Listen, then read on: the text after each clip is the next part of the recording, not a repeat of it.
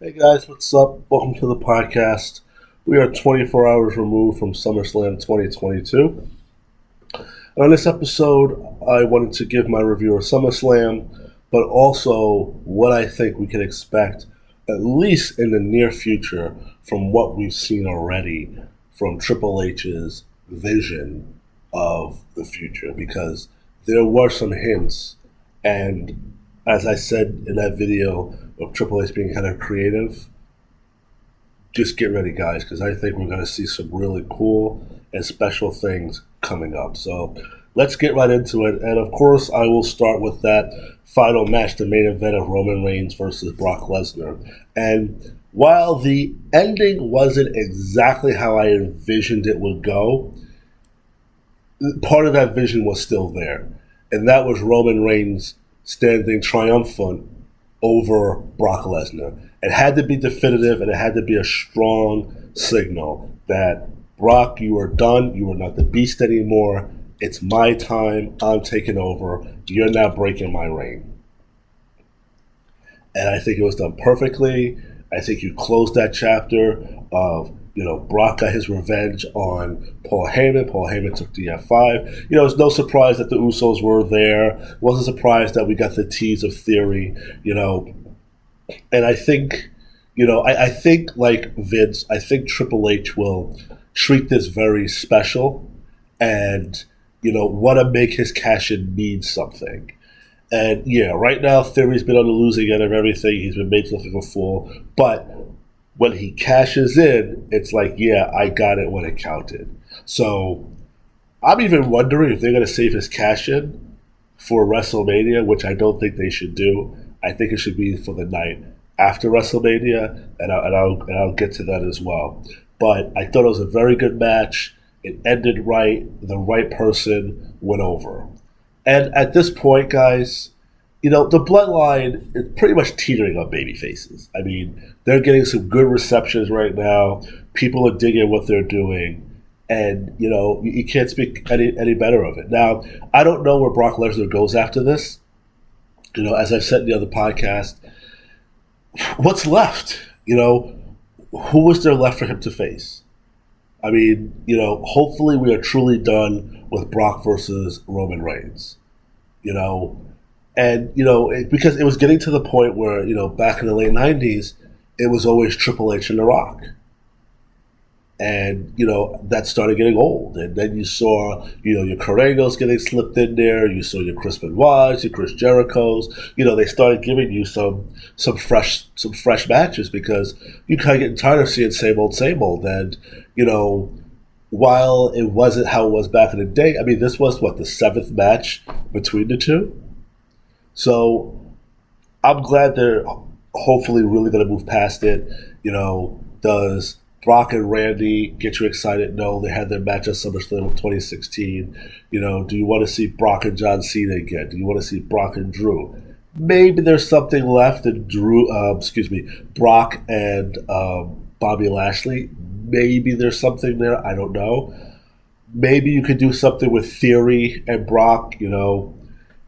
Theory does seem to have a thing for Brock right now, so it's possible we could see something like that. But do you want to do that knowing that you're pretty much going to have Brock destroy this guy?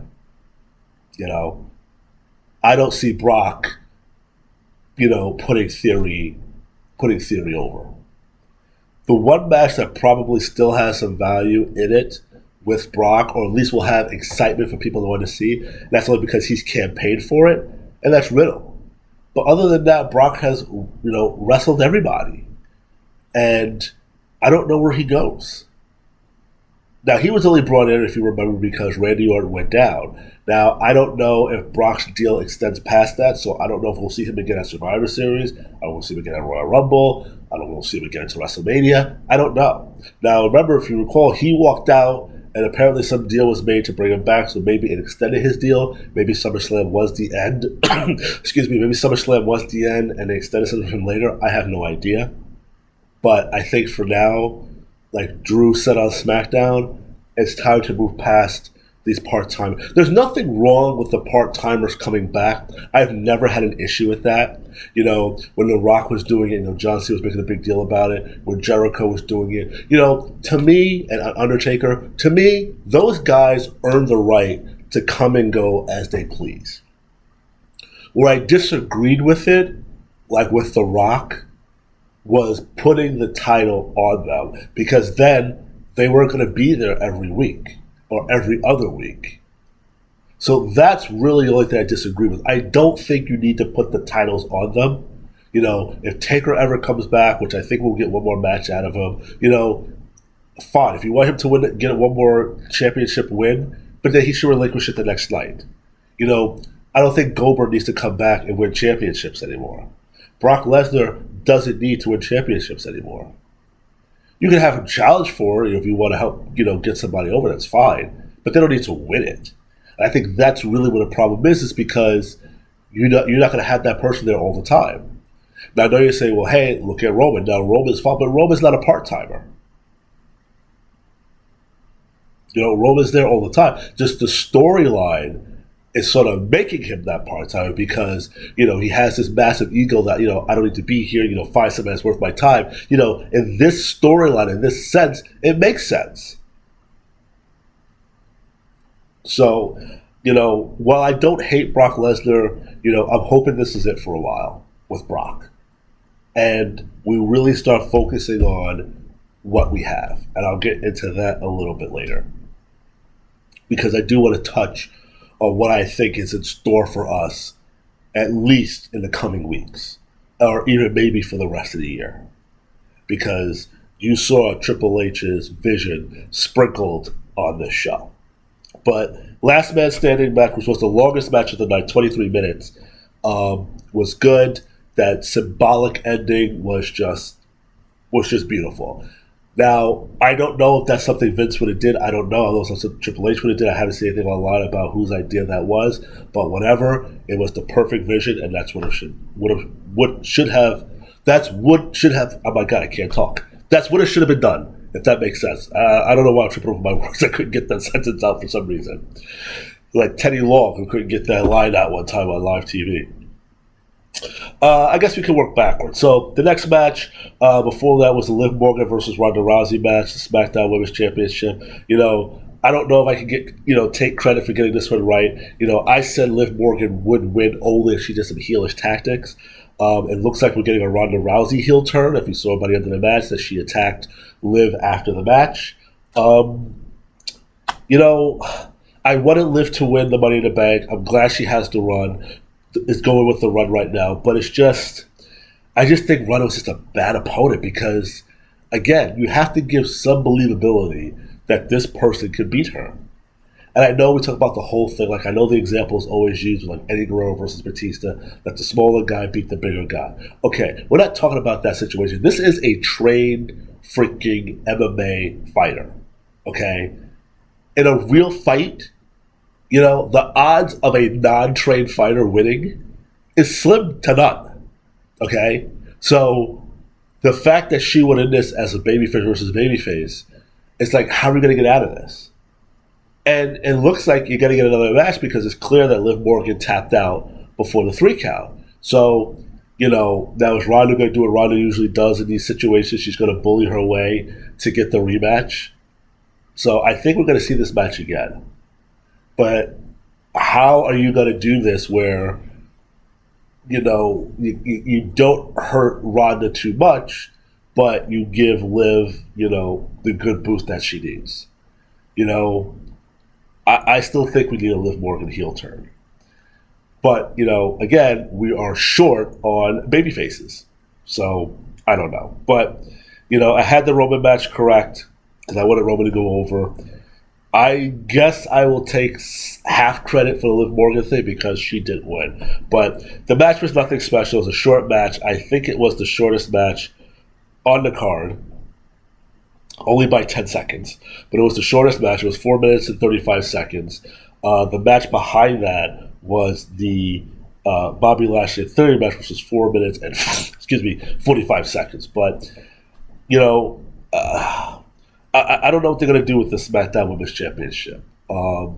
because, again, you don't have many baby faces, period, in the women's division. And, after Ronda, who's next? If you gave me Liv versus Natalia, if you gave me Liv versus Shasky, if you gave me even Liv versus Charlotte, I can say, okay, Liv has you might not be able to tell. But I just thought Ronda was just the wrong opponent. I just do. But Liv went over, that's the good thing. Next match is the tag team match, and I know there's a lot of disappointment with this, that people wanted the Street Profits to win. But, keep the bloodline strong. They should continue to go strong. Yes, at some point, the Usos, I think, should first drop it. If we're going to do the storyline, I think it should be the Usos who lose first before Roman loses his title.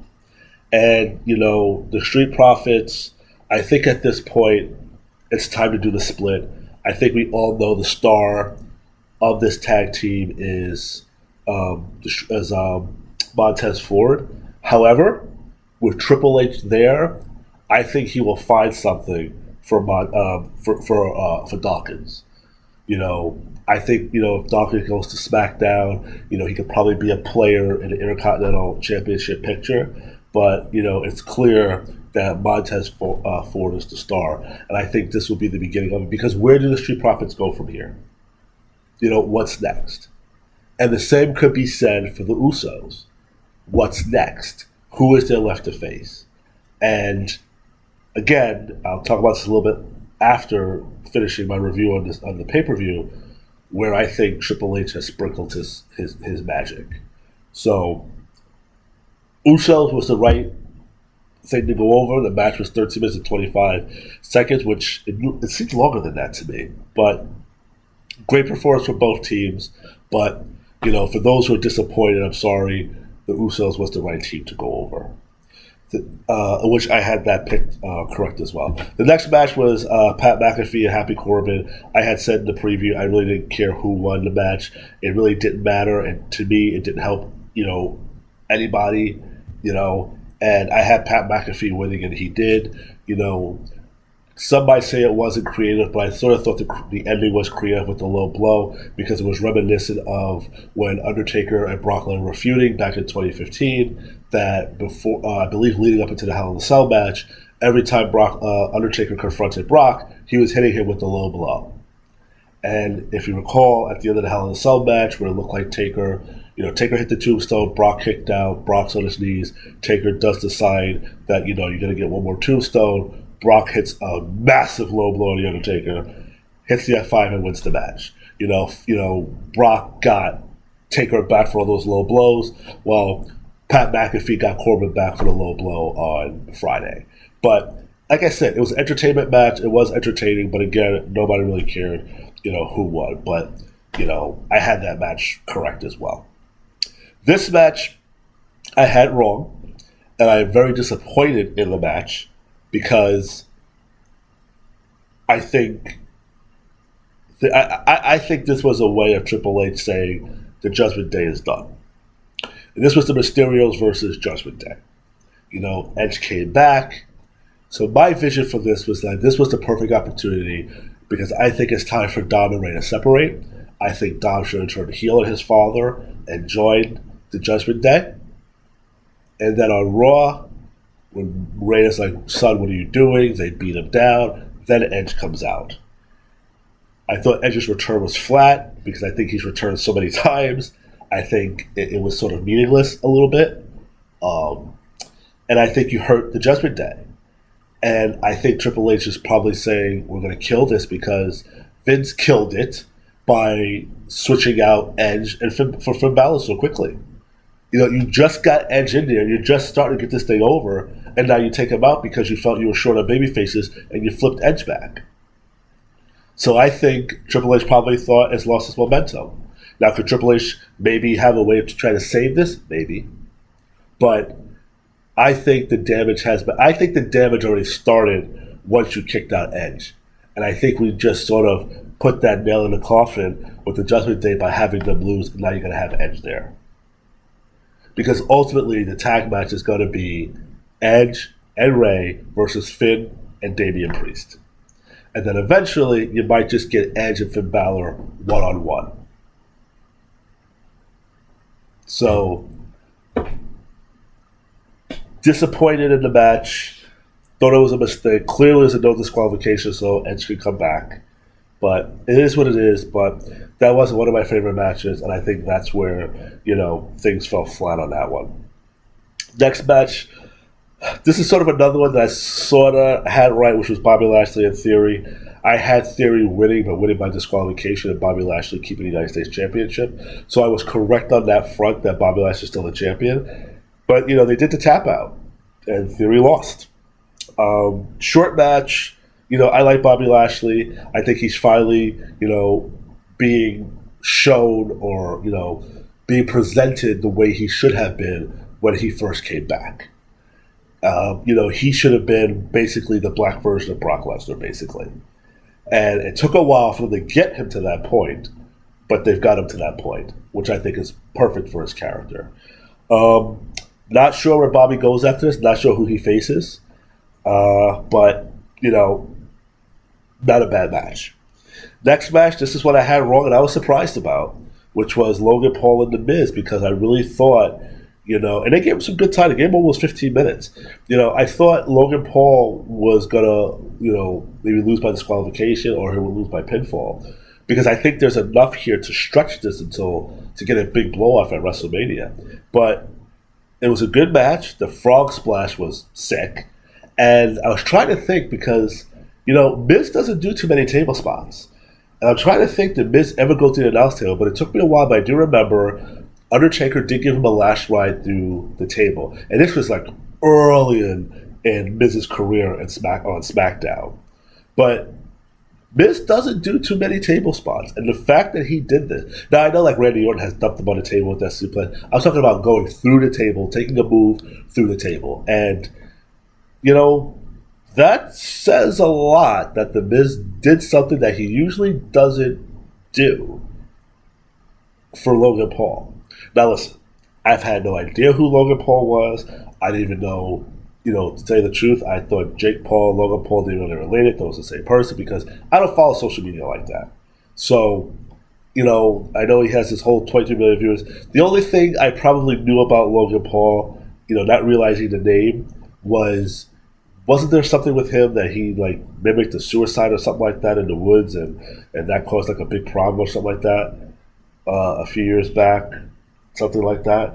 But never seen whatever he hosts, his podcast, whatever he does, know nothing about it. But listen, the guy is putting in 110%, whether you hate him or not. The guy is putting in the work, and you gotta respect that. The guy's putting in the work, and you gotta respect it. Thought it was a good match. Thought it was sort of a mistake for him to win so quickly, but again, it wasn't a bad match. And then finally, I had Bianca Belair going over Becky Lynch. I didn't think their match was as good as WrestleMania. I thought the closing moments of the match was pretty good. That's probably what got me the most excited, or like more interested in me paying attention to what was actually happening because I was doing some work on my tablet. But when I started seeing the end of the sequence, I'm like, okay, now I'm getting into it. Definitely the right call for Bianca to go over. The face turn, I wasn't expecting it, but apparently that was a Triple H call.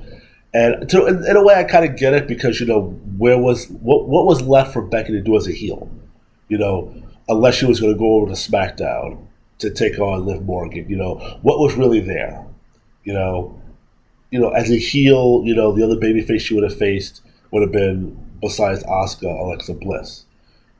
So I think that was the right call. And, of course, the ending with Bayley coming back finally. I think we're finally going to get that match coming up. But it was a good match. And the NXT call-ups and all that was great. Now, I'm going to get a little more into detail in a couple of seconds on that. But, so, let's see. So I had 1, 2, 3, 4, 5. So I had 6 out of the 8 matches correct. I'm going to give myself credit for the Liv and the Bobby match. I had the Mysterios wrong, and I had the Logan Paul match wrong. But overall, I thought it was a good show. We definitely had the sprinkle of Triple H on there, but it was great. It was a pretty good show, and I think now, like I said, I wasn't going to give Triple H credit for anything. Like I thought we really couldn't really start judging him until the night after SummerSlam, the first Raw after SummerSlam. And then the reports came out that he wanted to do some things to kind of make it special and all that. Remember back, I don't know if it was 2016 or 17. Remember when Stephanie, Vince, and Triple H came out on Raw? And they were talking about how, they hear the criticism from the fans that we want change and that we were going to get it. And we were going to get fresh matches and it wasn't going to be more of the same. And what happened, it ended up being more of the same. And it was probably just something that Vince did just to sort of shut the internet fans up a little bit because it was translating to the live audience, chanting sorts of things. And the only thing that at least I recall that changed out of that was the automatic rematch. So if you remember, which was like this for years, let's say Becky Lynch defeated Bianca at SummerSlam. Bianca would automatically get her rematch. They took that away. Okay, fine. But it was still more of the same. Now I think that speech they made those years ago, now I think we're going to get that. And one of the things that was a change of Triple H was Becky's face turn. According to what I saw online, that wasn't in the plans. That was a Triple H thing. Probably the biggest thing that Triple H put on the show was the call-up of Dakota Kai and Io Shirai, which is now going by Io Sky. Now, I'm a little shocked about that because the name-changing stuff, that was always Vince. So I'm a little surprised that they're changing her name under Triple H. Maybe that was an Io, her name is now Io Sky. Maybe that was her choice, I don't know. But I was a little surprised at that. But the fact that we kicked off the show with 2 call-ups from NXT, and I know Dakota's contract expired, but I'll still count her as a call-up. Right there shows you the women's division is about to get fucking exciting. Because it needed some new blood. Not doing shit with Doudrop. Not doing shit with Nikki Ash. And then here's the thing with Nikki Ash. And this is what pisses the fans off. And I think the fans have a right to criticize. Nikki Ash came up with a character. Apparently, Vince loved it, that she took the initiative because she made herself more marketable with the superhero gimmick, a la the Hurricane. So you have masks you can sell, costumes, T-shirts with different phrases on it. Shit, you could even have done a freaking little cartoon if you wanted to. She made herself marketable as what it was described that Vince said. She was rewarded with a women's championship match. She won the women's championship. How long did that reign last? I don't even think she made 2 months. And then what has she done since? So how does that motivate your talent? That when they come up with something, you say it's great, and you pull the rug out from under them. You want another example? I'll give you another one. Zack fucking Ryder. The fans loved him. You treated him like shit. You booked him like crap. He went out, got himself over with the Internet Wrestling Championship and all that stuff. And I swear when I saw that article about how he was talking about how, they were telling them that they had to have initiative to get themselves over and all that kind of stuff, and that they wanted to take over the show and produce the show. And I remember saying to myself, Zach, don't do it. They're going to fuck it up. They're going to and what did they do? They killed it. They killed the show. It didn't happen anymore. Whatever he was doing online, they killed it. Fans are clamoring for him. You go to WrestleMania, you do the Larry Intercontinental Championship, you give him the moment. What the fuck do you do the next night? He loses. Or a week later, he loses it. And then that fizzles out. You want another example? I'll give you another example. Ted DiBiase Jr. had some good times in Legacy with Cody Rhodes and Randy Orton. The group separated. It looked like he was going to be a breakout star. You were doing nothing with him. He went out, got himself over. What did he call it? The DiBiase Posse. Did anything become of it? No. So you tell these guys they got to do this stuff, and then you do nothing with it.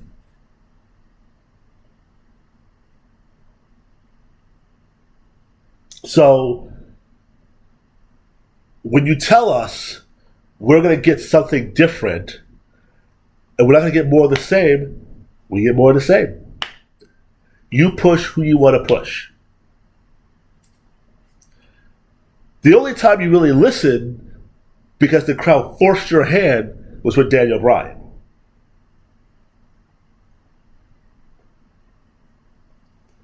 Now I think Triple H wants to make that speech a reality now, because now he really has free reign. You don't have Vince breathing down your neck. And even if Vince was texting him saying, why'd you do this, why'd you do that, there's not much, at least for now, I think, Vince can do. Because Vince sort of has to stay in the background right now. Another example is Cesaro. Fans love Cesaro, but you wouldn't give him the fucking chance.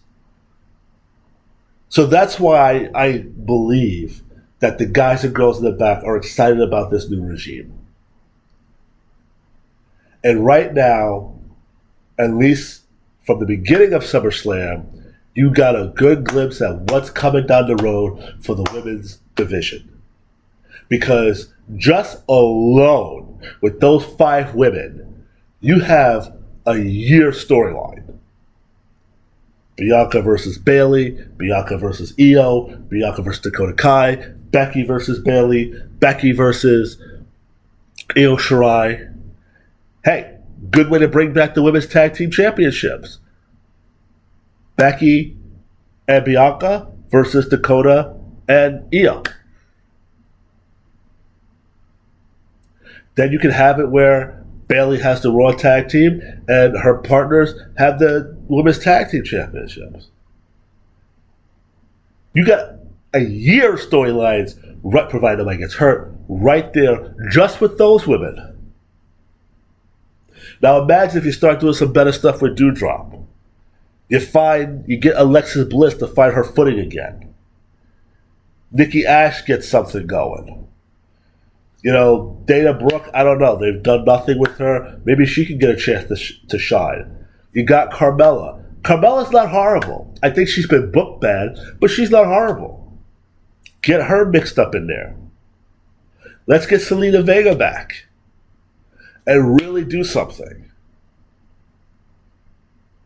So right there, you see Triple H has his eye on the women's division, and he sees the potential in there. Now, can we see some more call-ups on Raw? Maybe. Don't know who it's going to be, but maybe. Maybe.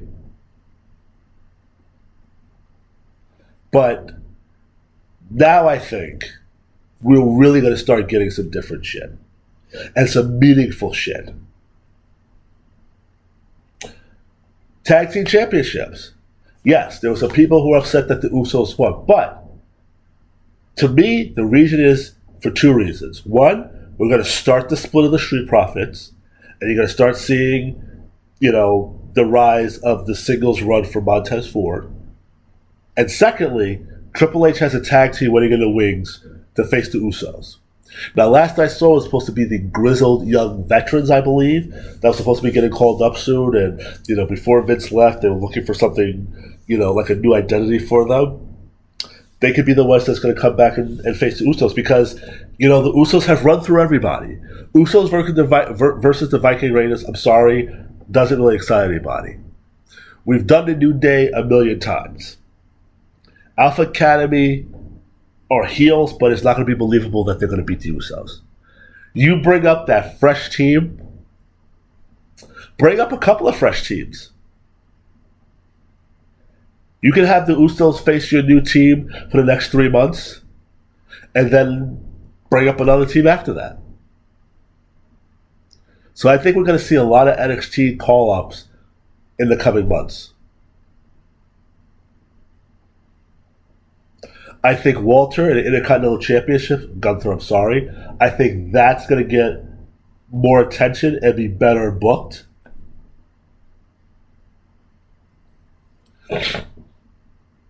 So already we're seeing the sprinkles. And we're seeing the fingerprints.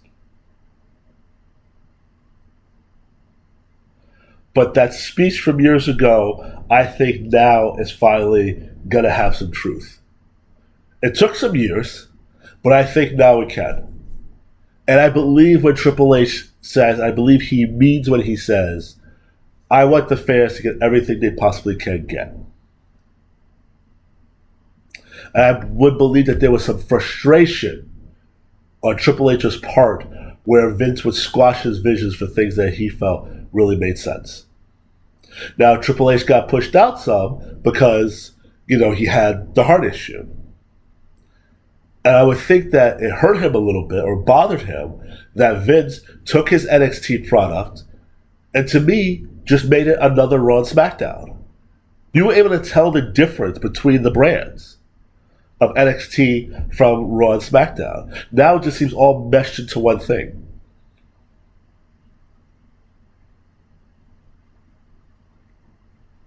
But now that he has total control of all creative, I can see him try to maybe not change the look of it, but I can see him trying to bring back that old school feel to the new look of NXT. Not to mention he has Shawn Michaels down there running things. So the era of Triple H has certainly gotten off to a good start. Now, I know you have Roman Reigns versus Drew McIntyre, and I've said that, give him Drew to keep him busy. Obviously I don't see Drew winning. Now, after Drew, do you go back to Bobby Lashley again? I don't know. But if something goes wrong, I don't see Triple H running back to a part-timer. So let's say you have Bobby already booked in a pretty good storyline. You have him face Drew maybe twice. Now you're sort of in like Survivor Series, and you have nobody for Drew for Roman. Maybe you get an NXT person. Maybe that's when Braun Breaker comes up, and you do that. That's fresh. That's new. It's a legitimate threat because this is somebody that Roman hasn't faced before. He's fresh. He's young. He's hungry. That's a good story right there. And I don't see Triple H running to call Goldberg, running to call Brock Lesnar, running to call John Cena. I think if the stories needed it or it made sense, yes, he would call a part-timer. But I think Triple H's first instinct will be, let's look at our pool of guys first. Whereas I think Vince was, okay, just call Brock. Now, my vision of ending the reign of Roman Reigns is this. And I have a couple of scenarios. We saw the graphics during SummerSlam that WrestleMania is going to go Hollywood and WrestleMania is going to be in Hollywood. Obviously, the big match that Vince was saving for was The Rock versus Roman. To me, that match needs to happen because that is the perfect way to cap off the head of the table, the bloodline storyline. Now, you have a couple of problems. Cody Rhodes. Cody says he will be ready by the time for WrestleMania. He might even be ready by the time Royal Rumble comes around. My vision is that The Rock should come back at Survivor Series. Demand a championship match. Let's see who's really the head of the table, head of the family, yada, yada, yada. Paul Heyman comes out on Raw, SmackDown, whatever. You don't just get to come back and make that decision. You get this, you get that. This is not the 90s. You don't run this. This is Roman Reigns. You want the opportunity, you have to earn it. Rock says, fine, I'm going to enter the Royal Rumble. Now, I believe the Royal Rumble should be for young and upcoming guys, but for this particular thing, yes, let The Rock win the Royal Rumble. Rock wins the Royal Rumble, goes on to WrestleMania, faces Roman. Roman wins. And then the next night, be it Raw or SmackDown, that's when you get to cash in a Theory. Then Roman leaves because he's embarrassed. Think that's the way to end it. Now, what do you do with Cody if Cody comes back? Because to me, if you're not going to go the Rock route, to me, Cody Rhodes needs to win the Royal Rumble, go on to face Roman at WrestleMania, and in that instance, I would say, okay, you can have Cody win at WrestleMania, but have Theory cash in to kill that good moment. Because it's about, my father never won the title, I'm going to do it for my family, buzzkill, you did it, you couldn't even enjoy it for a day, because here comes Theory to cash in. Now, let's say you do get The Rock and everything's working out. Now you have Rock and Cody in the Royal Rumble. Who wins? Well, clearly we are going to get another Seth versus Cody match. So you have Cody in the Royal Rumble. Seth costs Cody the Royal Rumble. Seth is already eliminated, or Seth is not even in the match, but either way, Seth is the one who eliminates Cody. And then Cody and Seth can have their final match at WrestleMania. That way you got Seth and Cody busy, and then The Rock can do his thing with Roman. But if you don't have The Rock, then you go to Cody. Now what happens if you don't have The Rock and Cody's not ready? Then I think you shift to Seth Rollins.